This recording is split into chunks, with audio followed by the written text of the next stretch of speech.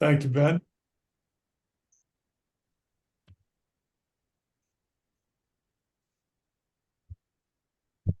Brian, welcome. Welcome. Thanks for having me. How's Alaska?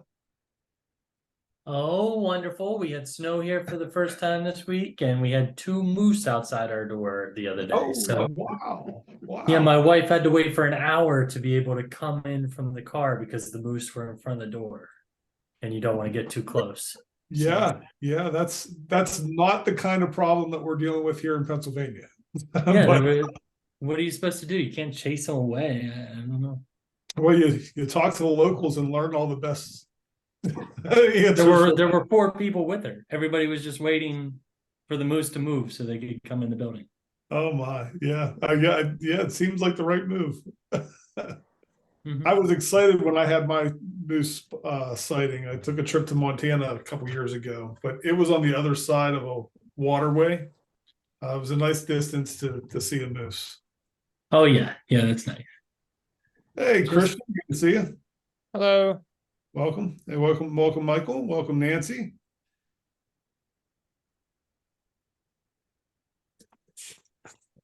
Gabe is here. It's good to see you, Gabe. It's been a little bit. Welcome, Eric. Glad you're here. So we're right at the top of the hour. We're going to go ahead and kick things off. I'm sure there's going to be some more people joining us. The agenda for today is going to be quite simple. I have last month we had a guest from Ballot, PA. David Thornburg was with us and kind of talked about the work they were doing, and some of their work is really going to be, coming to a test tomorrow. There's a key vote, which I encourage you all to look up and pay attention to. I think that takes place early tomorrow at 9 a.m. or at least the convening of the session to discuss how to move things forward with opening primaries. That's all something that's near and dear to many of us. But the collaborations and working together with others is one of the things that we're always excited about. And so we have a guest with us today. I'm going to introduce in just a minute from No Labels. It's going to talk about the work that they're doing so we can understand better how parallel, where it's parallel, how different it is, understanding, what we want to do in order to support their mission and what opportunities there are to cross-pollinate, but also just for everyone to be able to ask some questions. And then as soon as we're done in talking about No Labels, we're going to move on and spend the rest of the meeting our candidates. We have a number of candidates from across the state that are joining us tonight to introduce themselves so that we can have the opportunity to best support them and promote their campaigns as we come near the election. This is our final statewide meeting before that election day. So, Will, it's great to see you, my friend. Will was my entrance into Forward. He was the organizing director for Forward Pennsylvania. And we connected a year and a half ago, a little over that now, in order to launch things here in Pennsylvania. Brian McMurray and myself were two of the three early on, and so great to have others joining us now and all the progress that's been made. Will has since moved on to work with No Labels, and I invited him to be with us tonight to share an update on what No Labels is doing and to give everyone an opportunity to ask a couple questions so that we know how to best clarify where we're aligned and where we're different and how to direct people to make sure that we can all recognize the movement that's at hand and the roles that we all play in trying to get something important done in changing the political landscape in our country, really. So, Will, thank you. Yeah, Christian, great to see you again, and kind of fun to be back on a Forward call. So, pleasure to be here, Brian. Good to see you too, and everybody else. I'm seeing familiar names, a few familiar faces, but good to see everybody. So, Yeah, it was I'll give you maybe 90 seconds background on me, and then uh, dive into some of what we're up to at No Labels. Yeah, so I spent my early career in Connecticut Republican politics, which is not a place I recommend anybody spend any time. It's just like four Republicans in the corner complaining about taxes, so it's not great. But ended up in early Republican politics. But the reality was, it felt like the more time I spent in Republican politics, it felt like the party drifted further and further from the values I really cared about. You know, my first campaign was in 2011. Just starting to get the Tea Party in 2013. That really comes around and it breaks. And I know I'm in light company when I mention that I'm not the biggest fan of Donald Trump.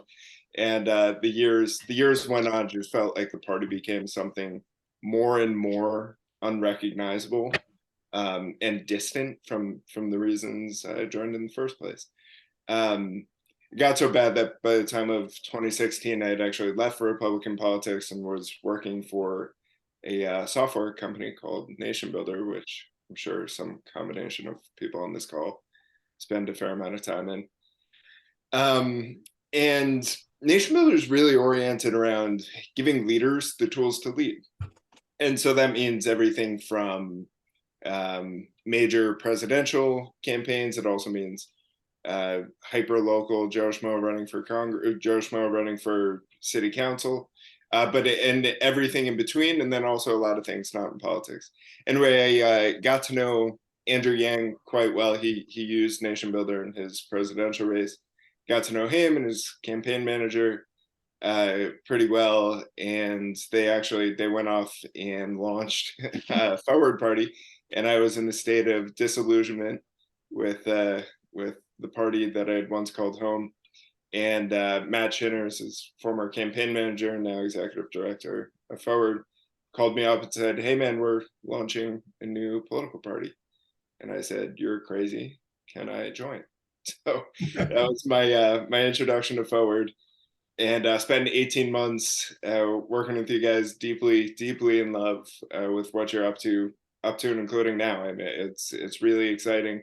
I know that I'm spying on you from afar, watching you guys as you recruit candidates, and quite a few folks on this call I think are candidates and have a good chance of winning. So a little about No Labels. I've now been here for 6 months. I can say a couple of things with certainty to a Forward crew. First is, guys, it's the same mindset. It's the same type of person. No Labels as an organization has existed for about 13 going on 14 years, really with the intention of sort of pinpointing that same problem that I just described. Tribalism was on the rise in that moment. It's obviously much more so now. And No Labels as an organization really served as like a DC advocacy organization that was advocating for bipartisan cooperation, still is. And as the years went on, they had a lot of notable successes before I joined the organization. And in the last number of years have recognized that there is, in addition to a political problem, there's a larger sort of cultural problem afoot. And while I said 1,000 times on Forward calls, and will say again here, that the hyper local elected officials deeply matter, so too does the national zeitgeist. And so the difference between No Labels and Forward is not really one of belief or understanding the problem. It's tactical, and the tactics are not mutually exclusive to my eye. So you have Forward, which is oriented deeply around, okay, let's identify candidates all across the country who can make real difference in their local communities. That's one method of solving this problem. I think it's a valid one. I think it's a really useful one. So too is, okay, let's figure out how we can give people across the country voice in an election that everybody kind of feels voices in. That's another really key component. So right now we are orienting in much the same way many of your colleagues around the country are, in going out and getting ballot access in all 50 states across the country. No Labels itself is actually going to get ballot access in 36. The other 14 are better done by the presidential. And then we're simultaneously designing a system by which folks from all around the country can participate in a convention in which they choose who that nominee will be. And then that nominee is running. And candidly, it's looking pretty good behind the scenes. I know we show up in the news a lot and we get some mud on our jersey, but this thing is going pretty well. So that's boilerplate of what we're up to. Happy to answer any questions, happy to shed more light on something Brian, Christian, whoever thinks I missed, but that's the quick stump speech. Kyle, That's a face I recognize. How you doing, Kyle? you're muted, Kyle. Unmute. There we go. Yeah, good to see you, Will. So if you don't mind, I'm just going to start with kind of like the hard question, which would be, I mean, my growing up, I was born in 96. Like Ralph Nader gets blamed for Gore in 2000. Ross Perot gets blamed for Clinton in 92. So how do you shed that? I mean, I almost feel like it's become part of history, that's almost like fact.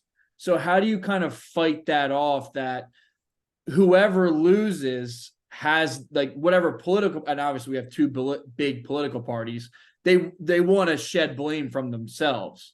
So how do you feel about that?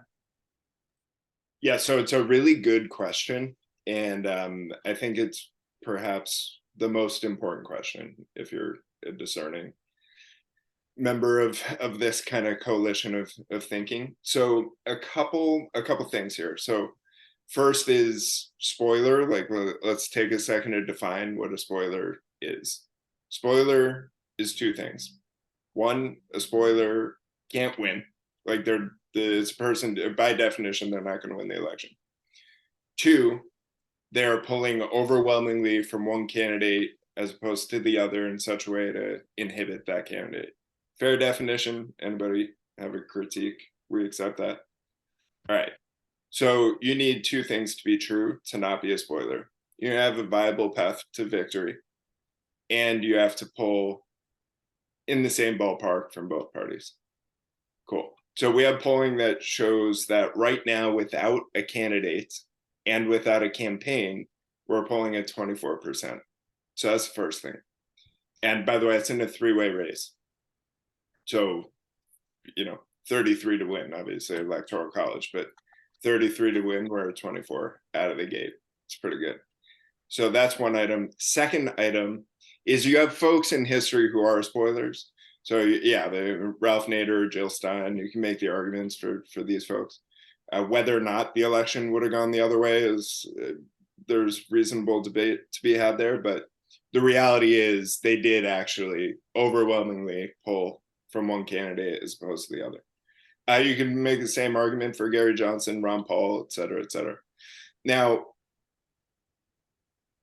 on that particular conversation, Ross Perot actually gets a bad rap. Ross Perot pulled evenly from both. 35% of his votes. No, sorry, it was far less than that. I'm not going to say numbers because I forgot them, but they are the Republicans and Democrats were the same. He pulled the same equally from both of them. And then the majority of his chunk actually came from folks who were undecided or going to stay home if he wasn't on the ballot. So he actually was an even split, which I think. Oh, and I've seen that same thing, but at the same time, like Republicans will say on Fox News, "Oh, the reason," you know what I mean? It was of course, especially because he was a fiscal conservative. So yeah. But I really appreciate your answer there. That of course, man. So the case I just made for you is a case for you personally. The narrative exists And let's be honest, nothing I can say right now will stop the narrative from showing up when the candidate is actually on the ballot. Only two things will stop the narrative. One is watching a dip in the other two candidates and a climb in this one, which requires motivation, which requires an active volunteer base, requires money, a variety of things to actually make that real. And the other thing that stops the narrative is not really buying into the like, candidly, we're getting the same thing from both sides. So today I got DMs on Twitter from two separate people within 5 minutes of each other that made the opposite case. One was a Republican who was pro-Trump, the other was a Democrat who was pro-Biden. I just screenshotted them and send to each other the inverse. Like, there's moves you get at a certain point, people are just embedded in tribalism. And the reality is, like, you guys have this reality all the time. There are some people you're not going to persuade. That's all right. Plenty of people we are. 65% of the country is not stoked for either Biden or Trump. That's a universe we can tap into. All right, that was enough on spoiler. I'll shut up. Fine. You guys, you got your hand up, man. Hey, Will, good to see you again. You too. Two things. Number one, did you read Andrew Yang's new book and try not to let that book become reality? Number two, if the numbers that I'm seeing are anywhere near correct, No Labels is spending a ton of money to get ballot access across the country. And we know very well how hard that is to get a candidate on the ballot on a lot of these states. So my question is, what is going to happen to that ballot access after this cycle, right? Is No Labels going to keep being a party in the future, or did they use all this money to get ballot access that benefits no one in the future? The honest to God answer is we don't know. That's the reality. Now, look, I sunk 18-hour days into figuring out how to get ballot lines all across the country. So I see what you're after here. The reality is a couple-fold. One is, if the candidate wins or comes close, we live in a very different America than the one we do today. Imagine an independent actually wins the presidency, or a unity ticket candidate who left their party wins the presidency. It's a different America, right? The next morning, first Wednesday in November. So at that moment, No Labels can be having all kinds of conversations internally. The candidate, the head of the party who just won the presidency, is going to be having all kinds of conversations about the future of the entity, of the future of the ballot line, etc. Simultaneously, the work you guys are doing is incredible. Like, the other reality is you have this grassroots bottom-up movement that truly exists. Like, no, Forward Party is not going anywhere. You guys are sticking around, and it's really because people keep aggressively showing up. Like, this call, I've been on a million of these calls, guys. Like, this is what gets the action going. And then you guys going out and telling your friends and running through whatever litany of calls to action that Christian will hopefully list for you at the end of this call, that actually gets the energy up. And if you guys actually get candidates elected this cycle, and in the municipals in a month, and then do the same thing in a year from now, and we go out and perform admirably, at least at the presidential level, there's got to be a conversation about what comes next for both entities. I don't know what that looks like, though. Jordan. Yes. My question is primarily based around candidates, and I'm sure No Labels is looking to recruit candidates running for next year or maybe 2025 possibly. But what about candidates that say they're running on No Labels but are just those weird people that just claim it but actually don't have it? Like in Alaska right now, there's a guy named Richard Grayson who says he's running on the No Labels party line, but is he actually a candidate with No Labels, or is he just like a self-proclaimed candidate?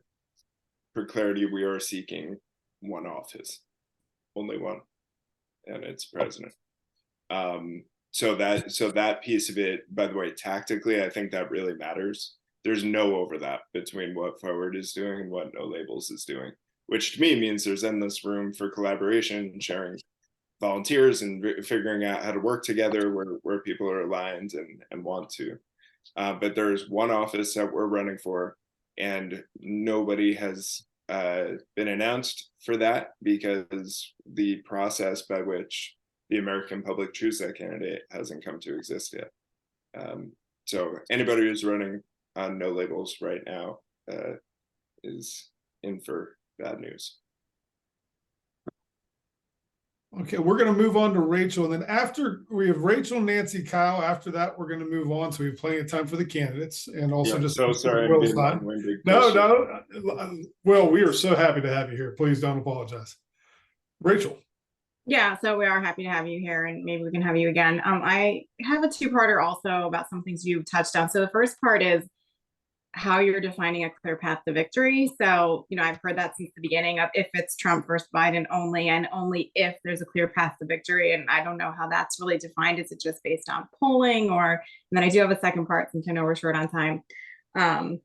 How does it get decided, like who leads the ticket? I know that's a question people want to know, like whoever is the head of the ticket, where they come from, has them, and if there are any short list names you can share. Okay, fair. So that was a multi-part question. The first part reminded me that there was actually a part of the spoiler thing I didn't list, which is we also don't want the spoiler problem. Like we all, it's the same types of people are having these conversations. So the reality legally is that we will, generally speaking, have control over our ballot lines up to and including about mid-July. And then it starts kind of being locked in after that. So the reality is, if polling, I was of the mind that path to victory meant we're polling above 10%. Internally, we're actually thinking a lot higher than that. Like we're thinking breaking 30%, which generally speaking would mean that they are either the front runner or in a damn close race at that point. We're figuring out exactly what that line is. One of the easy lines to use is that in June, Ross Perot was polling at about 28%. So we're considering something around there, but I withhold the right. In about a month from now, we're going to release the full process. But he didn't come close to winning, right? So that's not a clear path to victory. He was That's polling where I get 28% in June and then dropped out of the race. Okay, sorry, my history is not great. No, he it's all right. didn't make it all the way to the end. I'm sorry. Yeah, no, he was the front runner. He decided he was getting a lot of flack from both parties. He decided that was too much for him. He walked away, and then sometime around September, somebody else with their history together. Okay, because I remember he was at a debate, right? Isn't that Said, an image I? Yeah. Yeah. He Yeah. did Okay. actually come back and run, but Right. he said he was getting threatened by like the FBI and like bigger powers. So he ran, but then he did end up officially running at the end of the day. Yeah. But he took the Yeah, but summer then off. He It was a lost whole 4 weird thing. months. Yeah. Yeah. But yeah, assuming our guy doesn't drop out of the race, 28% path to victory for sure. Which they won't, because we're betting aggressively. Nancy. Yes, hi, Will. I'm wondering what you personally and No Labels is thinking about Bobby Kennedy Jr.'s statement from Philadelphia last week. How do you? I missed How the do you read statement. I gotta be honest. Well, Okay. which one? About leaving the Democratic Party and running for president as an independent? Oh, yeah. Just the actual move. If you're in my chair, you have like three thoughts about that. One is, and obviously my first one is tactical, which is like, has this impact what we're up to? I think generally speaking, he's gonna kind of pull from a drink from a slightly different trough in the electorate. There is a kind of like Joe Rogan-y center right, but thinks it's left, but is kind of there's this certain item that I think exists. I think generally speaking, no labels is probably going to appeal a little bit more centrist. It's gonna be a unity ticket. It's gonna be a Republican. It's gonna be a Democrat. I realized there was half your question I didn't answer, Rachel. I'll come back to you in just a second. So we have to figure that out tactically. The numbers haven't changed. We did put a poll into the field after that, and everything looks about the same, but we're going to keep an eye on it. In terms of just feeling for him, in terms of what it means to run for president, within a party apparatus, it is really difficult to challenge the establishment. Everybody on this call has felt it. Everybody at No Labels has felt it, and RFK has felt it. So in that way, I feel for him. I don't personally love his candidacy or relate to it all that much. And that's my third and distant thought. Rachel, what was the other half of your question I was supposed to respond to? It was also sort of two-parter of like, how is it decided, which you probably can't say, I guess, whoever's more popular, but obviously people are going to read into that because whoever's in the lead, the top of the ticket, or maybe it won't matter. And if there were any, everybody just goes on the media and says, I'm not interested, I'm not talking, I'm not considering. So who is? All those, first of all those people are saying that publicly. Behind the scenes, talks are happening. I can't say every person that has said that, but quite a few.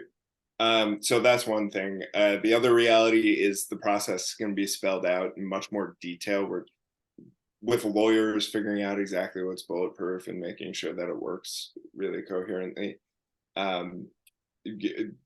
Later in the fall, that process is going to be publicly announced.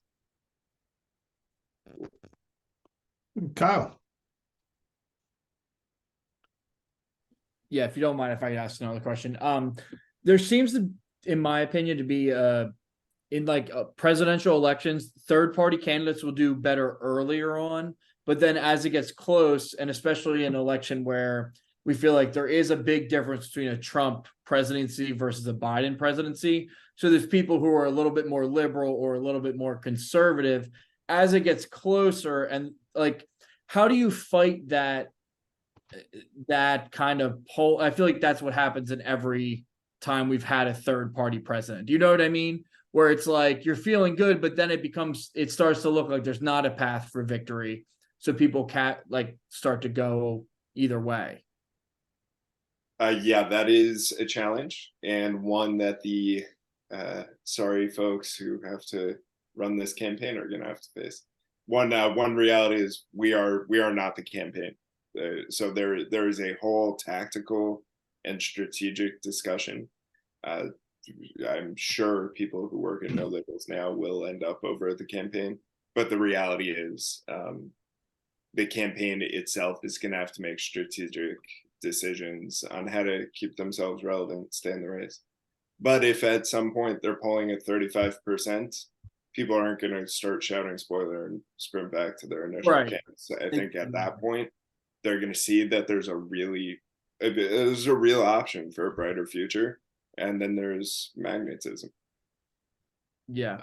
And I would just say, just off of JFK Jr., or excuse me, RFK, and going on Joe Rogan, people my age love podcasts. They don't watch CNN. So to have candidates who could go on to these long form things, that could go a long way for viability and making people believe, because, just saying. You are speaking my language, man. But with that, I will shut up and turn it over to your incredible candidate. Will, thank you so much for being here. I do think that to Kyle's last point, when we can cross that line of just hope and actually believe that somebody can win, I don't think that drop off will happen. So there is a chance for something different than what history has told us. And going back to Nancy's point, I have not been in RFK Jr.'s camp personally. His statement when he made his announcement last week was very impressive, certainly worth reviewing. And I'm sure when you have time, with your busy schedule, you'll take the time to look at that. But I think he spoke for many of us with how he addressed certain items on that particular speech. And I think that there's a lot of opportunity for us to learn from each other's messaging and just continue to promote this movement that's happening, and it's exciting to be part of. I appreciate all the work that you're doing and leading a lot of groundwork on this, the work that you did here at Forward, the work that you're doing now at No Labels. And I appreciate you taking the time to come over and be with us for some time tonight. Of course, thanks everyone. Thank you for the Yeah, invite. yeah, absolutely. We're going to kick off our candidates now, and you feel free to leave or stay. I know you have things to do, but thank you for being here. We're going to kick off Chris Woodward, if you don't mind, as our official Forward candidate. I'd love to give you the microphone first and an opportunity to tell us a little about yourself, your campaign, and what made you choose to step up and do this. Well, first, I'd like to say that I'm really excited about the prospect in maybe 12 or 16 years, no, 16 years, that Forward and No Labels are each fielding presidential candidates. And we have a lively, authentic, and civil discussion about who's going to be president and so forth. So that's looking to the future. And I've said this before on this call not this past August before, I heard the story about Joe Sestak and Governor Whitman getting together, and that sold me instantly on this process and this party and what we're talking about. And I've been waiting for this my entire life. I had an uncle who I absolutely idolized. He lived in upstate New York, and he was running for an office. And he said he was in a Republican area, but he was running as a Democrat because he felt that the country should have two parties, at least. He didn't like the idea of everybody being the same party, and that kind of got me thinking about being an independent. And I think I've always been an registered independent voter. So I got a call from Kyle, who threatened me with bodily harm if I did not take this opportunity to run for a position in my township. This is Lower Heidelberg Township in Berks County. It's the auditor position. It's a fairly small elected official. There's not a whole lot of authority involved. But if you're talking about getting in on the ground level as a candidate, I would say that in Pennsylvania, certainly in my area, auditor would be ground level. One of the benefits is this is unopposed. So unless somebody mounts a very strong write-in campaign, I would assume that I will get the nod. But most important for me is running as a Forward candidate. The opportunity that Kyle gave me is just fantastic. I've wanted to be able to contribute to this party in some way, and this is absolutely right up my alley. The process itself was pretty easy. Kyle really laid the process out for me. I went to the Berks County Office of Elections. They were incredibly helpful. And this was maybe a week, Kyle, before I had to submit. I had to get, I think, 10 or 12 people to sign to get me on the ballot. That was pretty easy. I just asked some friends in the neighborhood to ask friends and got those pretty quickly. Came back to the Berks County office, and they got me signed up, and they got the notary down, and we notarized the paperwork. It was pretty painless process, and I have to give credit to the folks in Berks County. They were just fantastic. I also learned something. I was talking to a woman who was running for city council in the city of Reading, and she said, you have to go door to door in a neighborhood in order to make it easy for them to check to see if people are registered voters. So they can just go down through the neighborhood. Does that make sense? That makes sense. Somebody's live there. Yep.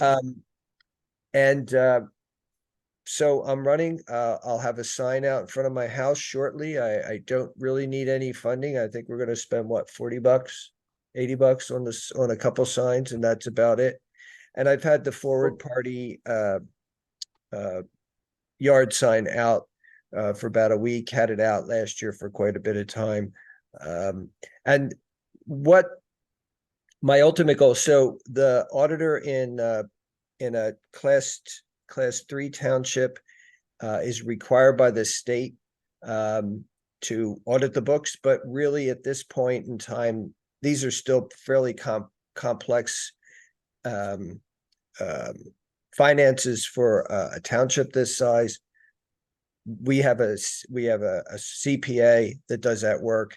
The auditor will look over that, but the most important thing is they decide what the salary is for the township supervisor. So it's that level of accountability that the state required in order for Lower Heidelberg to set up as a class 2 township. So happy to take any questions. Or and is this are there any other candidates running as forward candidates in the country?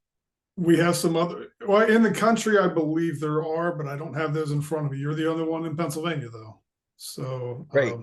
Yeah, we really appreciate you answering the call, and you are representing well. And thank you for all that you do for Pennsylvania Forward and for Forward overall. It's great. Thank you so much. And Kyle, way to go, buddy. I appreciate it. No, and thank you, Chris, and I appreciate it, but I got to give shout out to Rachel and Nancy and Ben for like knowing what to do, and Kelly, who it was Berks County, who she was looking through, and I'm sure there's other people, like everyone on the call, because everyone really worked together to identify these places, and then I just made the call and just communicated with other people told me. So it really was a huge team effort and a huge win for us. To be able to find this seat where no one was running, found you. And it's funny, Chris, because I think you were on a couple calls like last fall, and then whatever, life got in the way and we hadn't spoken for a while. And I saw that we had emailed back and forth. And so, you know, even when we have these smaller calls, you never know who's on there, and in the future, you know, who might come up and step up to the plate. So really appreciate what you're doing. I do think, as you said, 10 to 12 signatures. Some of the other candidates on the call may have been a little envious. We'll move on to them. I think they might have a few more signatures to gather. Dr. Robert Hollister. Bob, it's great to have met you earlier on this call. Ethan was the one who had first introduced me to who you were, and of course, Hector. But it's great to have you here. I'll let you take it from here and introduce yourself. Thank you very much. Yeah, Bob Hollister here. I'm more jealous of the $40 to $80 budget than the signatures that Chris has, because my budget's a little bigger and it's a lot harder to raise money these days. Anyway, my story is this. I was born and raised here in Lancaster County, raised a lifelong Republican. I was Republican up through the January 6th insurrection, and probably adrift before that for sure. I was not a Donald Trump fan whatsoever. My Republican Party had devolved those previous years, but when my Congressman Lloyd Smucker voted against certifying the election on the wee hours of January 7th, I guess it was, that tore it for me. 3 days later, I started planning a run for Congress. I was still a sitting superintendent at the time at Eastern Lancaster County School District. I was 14 years as a superintendent there. And so that skill set, I think, lends itself very well to politics these days. A lot of skills gained. We have to work with everybody as a superintendent, got to listen to everybody, got to respect everybody. And so that's, I think that's why the Forward Party really resonated with me. Currently, I'm running for a county commissioner position here. There, like most counties, or maybe even all counties in Pennsylvania, 3 commissioners. Typically, the 2 Republicans have owned those seats, and there are 2 Democrats running, me and 1 other person. So 4 of us are up for 3 seats here in Lancaster County, and we're trying to flip the board here. I don't know that that'll happen, but we're pretty optimistic that we're going to make a pretty good run at it. So that's my quick story, and we'll certainly take questions if there's time later, Chris. Thank you. Very excited to be a part of this. Well, thank you, Bob. We really appreciate the relationship. and that how you've embraced and aligned with the forward values and principles. Really do. You certainly have embodied them. There was no need to struggle with anything of your messaging. I appreciate It that. really is fully on board. You said there's, I'm sorry, is it 3 running for 4, 3 Yeah, seats? four candidates? running for 3. So Okay. three county commissioners, and the minority party or a minority party is always guaranteed 1 seat. So the Republicans are likely going to have 2 of those, and then it would be a Democrat or an independent, or maybe in the future a forward party member who would own that seat. So we're going to make a good run at it here. We had a really good run for Congress as a Democrat. I'm a registered Democrat now. And that's mostly because in Pennsylvania, you can't, as you all know, this is why you're fighting this fight, can't do a whole lot. Can't run for Congress as an independent in Lancaster County and have any prayer. Although I do align probably more closely with some of the Democratic values on the social side, but still retain some of those old Republican values of being fiscally conservative, important presence around the world, and those kinds of things. Well, just a reminder, as people were signing into the call, you may have heard me mention there's some work being done in Harrisburg even tomorrow morning at 9 o'clock to look at how registration rules might be impacted with opening up the primaries. So, and certainly our goal is to become a party. We're happy to have the organization that we have and all the support that we have. We're currently a political body and looking to gain that party status and have more candidates run as forward, such as Chris. But appreciate you being here tonight. If we'll have a chance to circle back for questions. If anybody has a question now, we can pause for a minute, or we'll just go on to the next candidate. I saw Brittany on here earlier. Brittany Cozen, are you still with us? Yes, I am. There we are. I couldn't find your name on my list here. Thank you for being here tonight. You're coming from Warwick Township, right? Running for Warwick Township Supervisor in Bucks County? Correct. Because there's Excellent. 2 Warwicks in Pennsylvania. Yeah. And I think you also had a chance to be on the X Spaces last Thursday. I was sorry to miss that. I was off in the mountains, or I would have been there. But I hope that conversation went well and we can direct people there for more information. But why don't you take a minute to introduce yourself? Sure. So, my name's Brittany. I originally a little bit with my short political history. It's funny, when I actually registered in high school to vote, and did all that, I actually did register as an independent, because I didn't know much about politics, didn't know which way I wanted to go. My parents never told, I didn't know what my parents' political party was until I ran last cycle for state rep in my district and found out that they were originally Democrats and I was running as a Republican. So they went and switched parties to support me.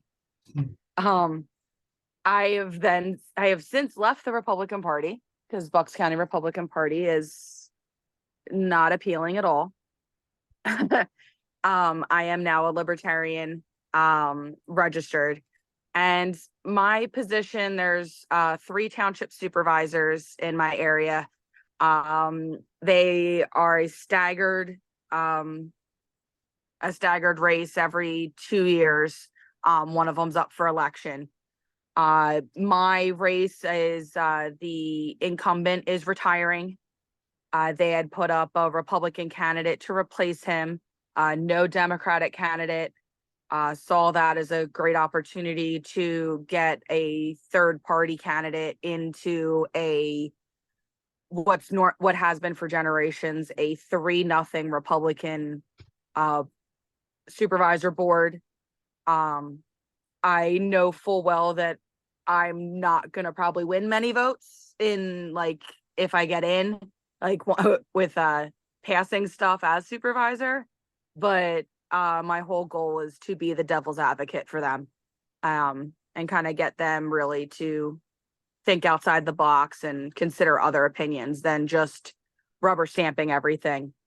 My district, we are very diverse.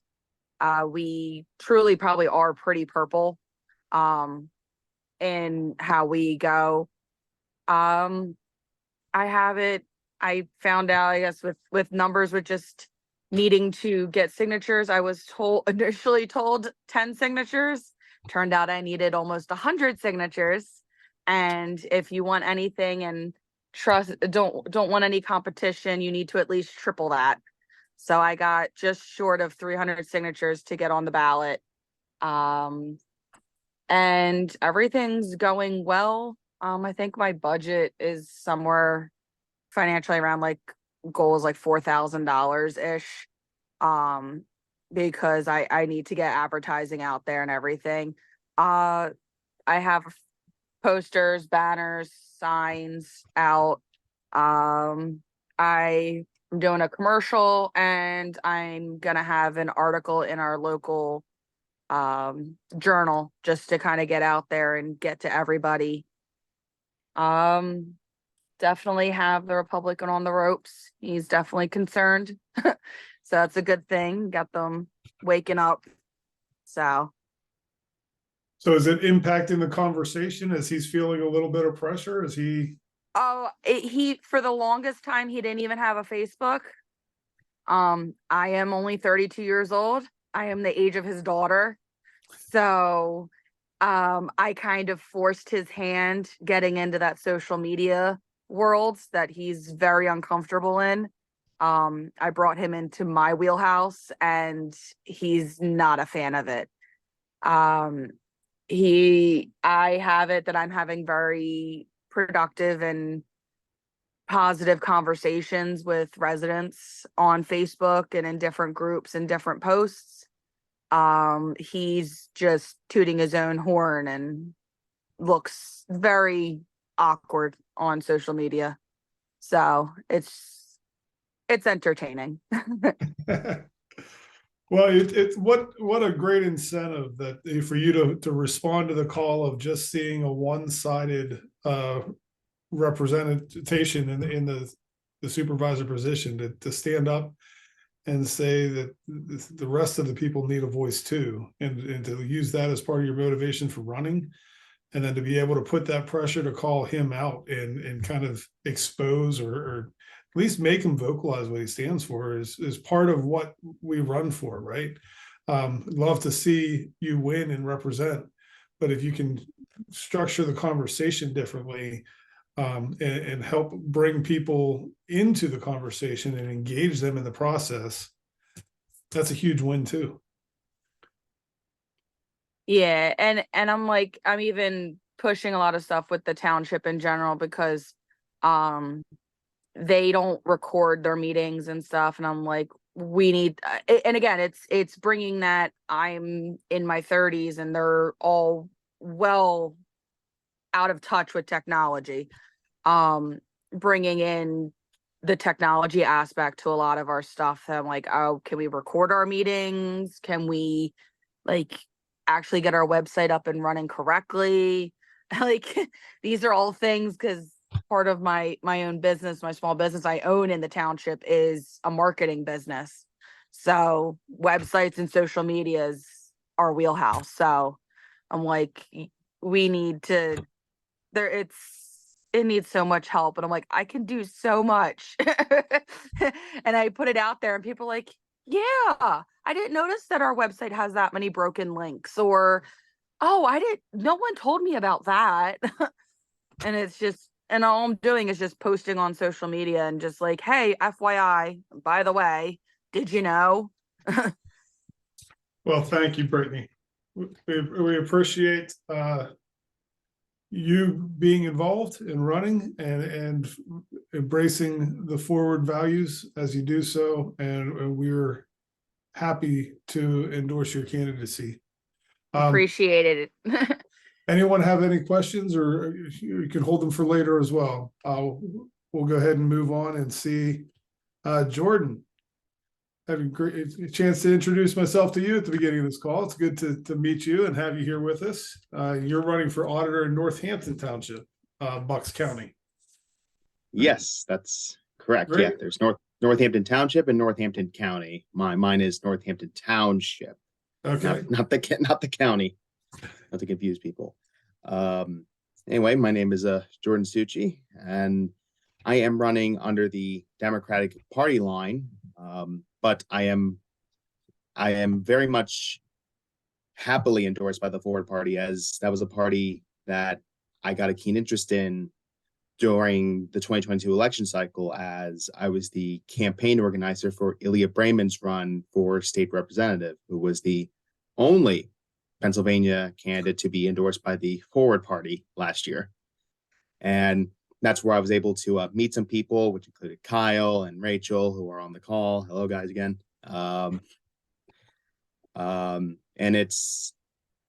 I've always been interested in third parties. I'm a person who researches third parties or other parties that could have had a chance in history: the Populist Party, the Progressive Party under Theodore Roosevelt, or the Silver Party, or the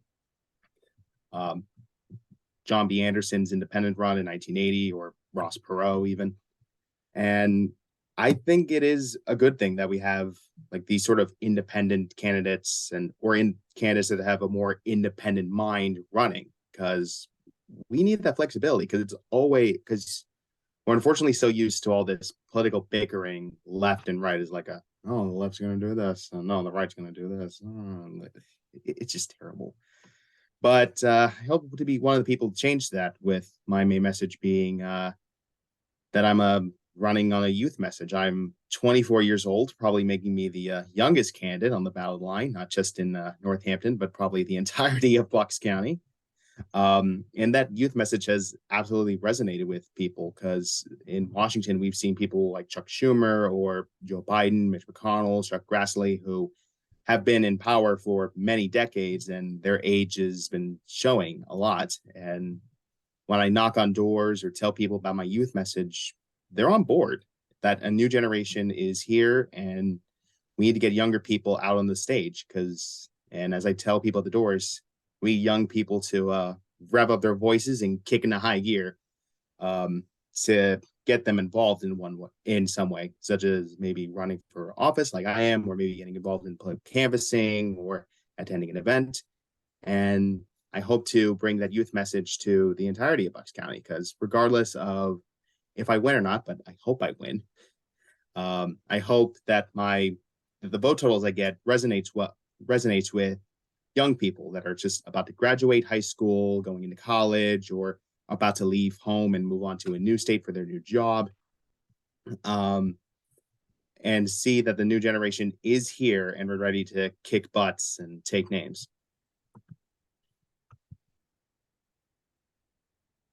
Leah. Hey, Jordan. I think that's so awesome, particularly your comments about the youth vote.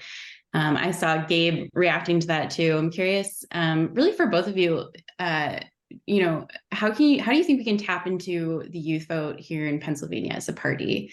Organizations that we might partner with, or Jordan, what you're doing, I think is so powerful. Like, how do you think that Forward as a whole can really tap more into the youth vote? Well, social media for one. I mean, I'm not a social media guy. I don't have a Facebook. All I have, I'm not Facebook. I don't have a Twitter. My bad.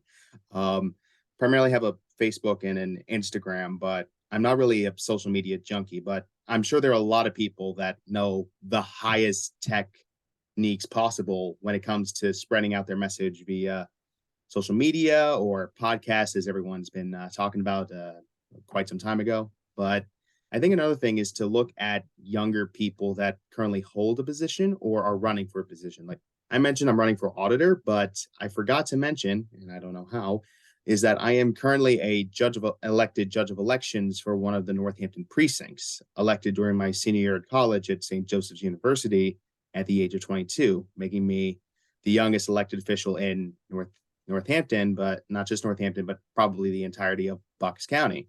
So we need more younger people. But in terms of organizations, I'd say probably Fair Districts PA, which is an organization that's focusing on fair redistricting laws. And I've had a strong meeting with them. In fact, I was the candidate that was there, and everyone was clamoring like, talk, give a speech. I'm like, but it was a good speech, I think, on my part. But we just need to focus on common sense policies that make sense. Because, like I said, we're Chuck Schumer, Joe Biden, Mitch McConnell, Chuck Grassley. They're showing their age, and if we can't really push forward the young people, whether it be my age of 24 or 34, 32, 29, or 18 when they're just about to vote, it really matters a lot when it comes to the outreach via social media or just a personal conversation, or it's more of a, here, have this flyer and here's all our information. I think those are the best possibilities we can get to achieving young vote as the forward party. Thank you. Thank you. I saw Brittany put her website in the chat. Please, all of the candidates, I'm sorry, invite you to please do that. Make sure that everyone has a way to connect to your website and consider donating, whether that's time or money as you go finishing off your campaigns. We certainly want to be able to access and share with others everything that you are doing and how we can get involved. Shannon, it's great to see you again. It's been a few months since we had an opportunity to meet, but thank you for being here. Why don't you introduce yourself for us tonight? Oh, well, thanks for having me. So I'm Shannon Wheeler, and I am running for the Magisterial District Judge position here in the new expanded 12301. That's Northern Dauphin County.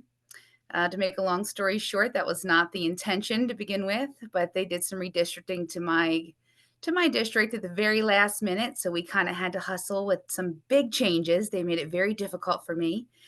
I am one of the first third party to even attempt this kind of run. So we will be changing lots of laws if I get elected, or should I say win. And not only will we be changing lots of laws, but I will be the first third party candidate to ever be seated as a judge in the Commonwealth of Pennsylvania. So we'll be changing history while we're at it. We're doing really good. I'm completely self-funded, minus thanks, Brian, for that donation. I'll take that. Completely self-funded. Other than that, my budget's $10,000. We're doing pretty good right now. We got about 100 yard signs out. We've got a couple billboards up. We got some big signage out. I'm currently running against the judge that's been there for 24 years. Her family is very wealthy, well-seated in the area, and she's not exactly fair. So I'm getting a lot of good feedback as I've been doing the door-to-door thing for the last 3 months. I have a lot of movement on Facebook. We don't have a whole lot of social media in my area just because I'm dealing with a very seasoned population. I'm out in the boondocks, so most of us out here are Republican and just farmers. But we're making a big stink, and the current judge has not had any competition for quite a while, and she's a little scared at this point. You can tell by her reactions. So the more we talk to people by knocking on doors, the more support we seem to get. I turned a couple voters around this last Sunday, which is always my favorite thing to do. And yeah, we're doing pretty good over here. If anybody wants to help, what I could really use is volunteers for the actual voting day. November 7th is my biggest concern right now. But other than that, we're looking pretty strong. Wonderful. That face-to-face engagement means so much, doesn't it? Absolutely. I'm getting a lot of good feedback from it. I mean, and it's the one thing that I think is truly setting me apart, because you're not going to see someone who's been holding that position for 24 years knocking on doors. But as I'm knocking on doors, people are they're greeting me with such wonderful reactions. It's, oh, I saw all your yard signs, or, oh, I saw you in Penn Live, or we saw you on Facebook. It's so great to finally meet you. So we're getting a lot of that. And we're also hearing some crazy stories while we're along the way of the current judge and things that she's done in the past that are kind of coming to light now that she has an opponent. Well, your hard work is inspiring, and the optimistic message that you continue to put forth just on your personal social media, even as it, runs parallel. I mean, people are looking into who you are, and you put forth such an encouraging message. It's really inspiring, and really respect the values that you hold and that you embrace those while you're doing this hard work. Well, thank you. I appreciate that. Appreciate the affiliation. Yes. Timothy McMaster. I think you're here with us, right? No? I don't see him, Okay. but I I could. thought I'd seen him earlier, but it might have been. Yeah, I don't see Tim on here. Okay, so running for, and I don't even know how to say this, so you guys are gonna have to correct me. Conewago? Am I saying that correctly? Conawago. Conewago, thank you. Would you be able to share a little bit about Tim for everyone? Do you know I enough? actually can. I was his Yeah, campaign great. manager when he ran for Senate. Excellent. So Tim is a really chill, laid back guy. He is a goat farmer. He also has a butcher shop on his land. He ran against Arnold. I can't think of his first name. You remember his first name, babe?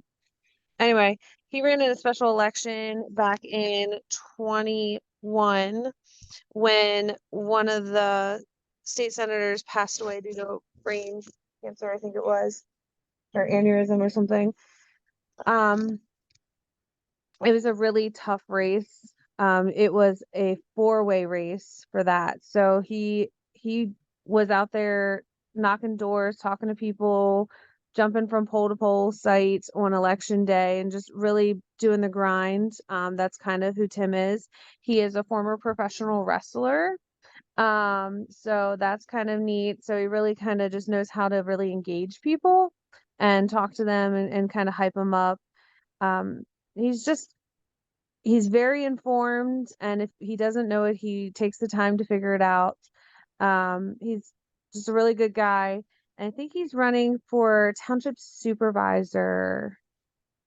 I think. He's running as a libertarian. He's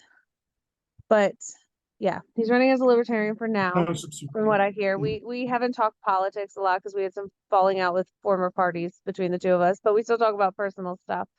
So, and he's good friends with Gus, which those in forward know Gus. So that's kind of like a little spiel about him. If anyone has any questions that they might want to ask that I can try and answer, I'd be happy to. So Ben did drop Tim's website into the chat. I think Brittany has some experience working with Tim in the past, it looks like. It's great to have the diversity of background, the different parties that are represented as far as people's history. And certainly coalition building is how we're going to make significant change moving forward. We have to be able to shed the labels. We have to, the preconceived expectations or notions that people may have. The way that we're going to be able to get something really special accomplished is by coming at this new, being willing to listen to one another and do the hard work to make a significant difference. We do have one other candidate with us. He did not go through the vetting process, but he's been a dear friend of the party since we really began. And I want to give Bob a chance to just introduce himself. Bob, if I'm going to ask you if you can just keep it to a minute. I have a couple other closing comments before we finish, but if you're there, I'd like to give you a minute to introduce yourself. Are you able to talk? Oh, Bob, he missed his moment. He's been on the whole time. I know, he's been chatting. He did drop his website in the chat as well. And Bob is running for his local council in Penn Hills. And Bob has been a great supporter of everything that Pennsylvania Forward does. So I encourage people to check out his website and the work that he's doing to be engaged in his community and encourage other people to step up and get involved. We have to have conversations first before any change could be expected. And, we started the call with a visit from Will Conway and talk about no labels and looking at the presidential level. But, that it's all of you folks at these local offices that are really going to make the significant impact and be able to enact the changes that we need here at the state level to be able to follow through and see that type of major change at a federal level. So really appreciate the work that you're doing. We did have a couple visitors last week to talk about the Joe Rocky and Steven Zappala campaigns. Just want to remind everybody about those. Those are two Allegheny County wide offices that we also are running with. Joe Rocky's running for Allegheny County Chief Executive, and Steven Zappala for Allegheny County District Attorney. And then out in Philadelphia for Philadelphia City Commissioner Seth Bluestein. So there are a number of races where forward affiliated candidates and our forwarded candidate can make an impact in this upcoming election. It's just 3 weeks away, and we certainly want to do all we can to continue spreading that message. So, any final questions for any of the candidates or for any of the forward party folks before we wrap up? I know Kyle's anxious to get onto the Phillies game. He's been watching it all along anyway, right? What's the score, Kyle? We got a score? Yeah, it's 4-0, but we had 3 men on, so then they hit into a double play. Sorry, I did kind of Stop it. It's not, I was happy to have you here the whole time. There's also a Cowboys game on. I would just like to point that out. Oh, So there we those go. are Right, watching I that. know. Well, these Philly sports, they keep making the playoffs and becoming a distraction during these meetings. I got to give them credit. We need to have that problem in Pittsburgh again. Kyle adjusted our Southeast Pennsylvania call to come after the Phillies game. Smart move, Kyle. Thank you. Well, thank you all for being here tonight. It's great to have you here, and we'll just continue doing the good work and look forward to a fun first week of November. I did have one thing to mention. I'm sorry. Yes. This Thursday in Beaver County, we're having a meetup at Monaca Brewing Company. And I think I also might have saw Robert gonna put his hand up for a second. Let's see. Well, Brian has his hands up. Brian? Yeah, I just wanted to mention this link from Ballot PA that was going around today, that tomorrow is a really big day for open primaries. Oh, did you mention this earlier? So just if anybody could watch the news tomorrow, share social media posts for Ballot PA, and call your local congressman and tell them they should support it. Excellent. A quick question. Yes. Yeah, there's an organization I found out recently. It's called independentvoting.org. Apparently it's based out of Arizona State University. They got some kind of event coming up on November the 1st. Is the Forward Party connected with this at all? Independentvoting.org is new to me. Yeah. I'm not sure if anybody else. Yeah, I just found about it a couple of days ago myself. I will say that I'm affiliated with independentvoting.org. The president of independentvoting.org is Jackie Salet, who is a board member of the Forward Party. Thank you, Nancy, for making that connection. I know Jackie Salet, but I didn't recognize that organization name. Thank you. Yeah. All right. Can I say one last thing? Just absolutely. On election day, doing tables, since we do have materials, if anyone's interested in volunteering, I guess you can just email me. I'll put my email in. But we were thinking about doing that at least like where we could. So if anyone's interested, we are putting that together. There are regional meetings beyond these statewide meetings. And additional, there are meetups that happen outside of those meetings where people have a chance to get together face to face. And we have different committees that meet and do work together mostly through online Zoom meetings. So there's plenty of opportunities for each of you to get involved. So we appreciate you showing up today. But if you want to get involved to another level, please reach out and certainly being present and visible on election day is one of those ways that we can help our candidates, but also help grow the Forward Party. We'd love to see people out at the polls. Rachel. Yeah, on that, just to elaborate too, like we were talking in the Southeast region meeting, because most places we're going to be, we don't have a candidate. We're there just to talk to people. People might engage in conversations because we're not here telling them to do this or that.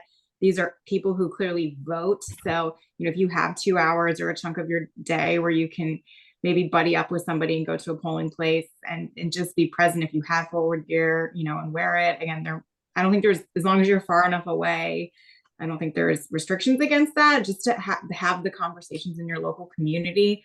I think it's a really good entry point, and maybe you make some connections that prove fruitful in the future. Thank you, Rachel. Excellent point. And just last thing on that too, sorry, but what we did when we did that event in Berks County, I don't know if I already mentioned this. We just printed out the QR code and laminated it and had people use that so they go directly to the Forward website, and then another one for the Pennsylvania sign up. And that was a really effective way of doing it.